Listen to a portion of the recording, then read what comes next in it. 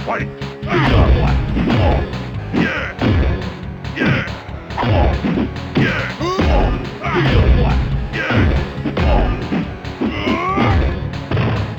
Brutality, martial arts, execution-style finishing moves.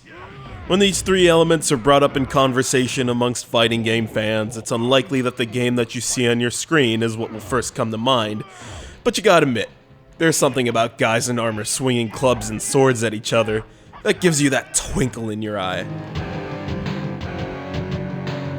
Daria, win! Suffice to say that the 13th century was a specifically violent time, full of Vikings, samurai, and morning star swinging knights that were eager to spill blood for queen and country. Similar to popular fighters of the time such as Mortal Kombat and F.R.E.A.K.S, Mace, the Dark Age, is a step back in time, told in a language that 3D fighting fans will understand, originally released in 1996, at your local video arcade and later ported to the Nintendo 64 by Midway. Praised in its heyday for its visual quality, but then again, what N64 game wasn't, Mace the Dark Age's setting is certainly fodder for its name. The whole world is going through some particularly turbulent and revolutionary times, from Genghis Khan's Golden Horde conquering Asia, the rule of Europe coming under the control of a handful of feudal despots, and the overthrow of countless governments in the Arabian Peninsula by the Assassin's Guild, the same nice folks you'll meet in the Assassin's Creed series. The central cause of all this strife, however, is the Mace of Tanis, now wielded by a master of dark power, Lord Asmodeus. And he is the proverbial king of the hill, as warriors from across the globe gather to challenge his immortal powers. Say what you will about riding the coattails of Mortal Kombat, but Mace the Dark Age is still a mighty fine challenge. Again, the graphics were state-of-the-art at the time of its arcade release and featured Virtua Fighter-esque combat with 3D interactive fighting environments. The biggest complaint, I would say, is the rigid fighting system. After about an hour of trying to mix up your attacks and characters, you may get that feel that maybe this is just a button masher, and honestly, you'd be right.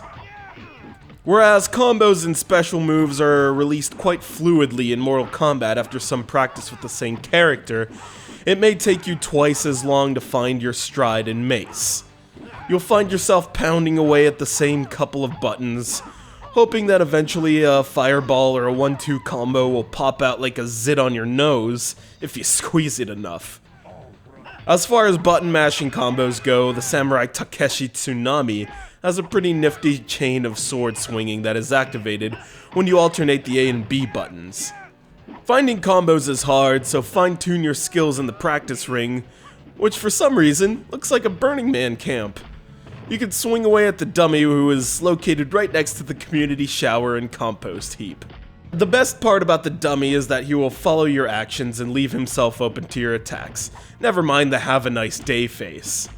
Executions can be performed after you defeat your opponent, but in my opinion, are actually more difficult to implement than your run-of-the-mill Mortal Kombat fatality, babality, friendship, you make the call.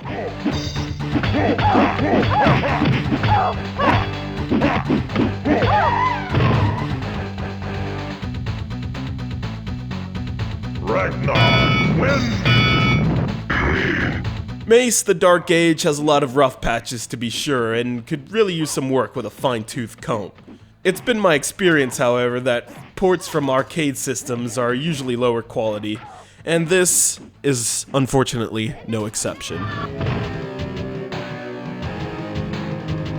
Hell Knight, win!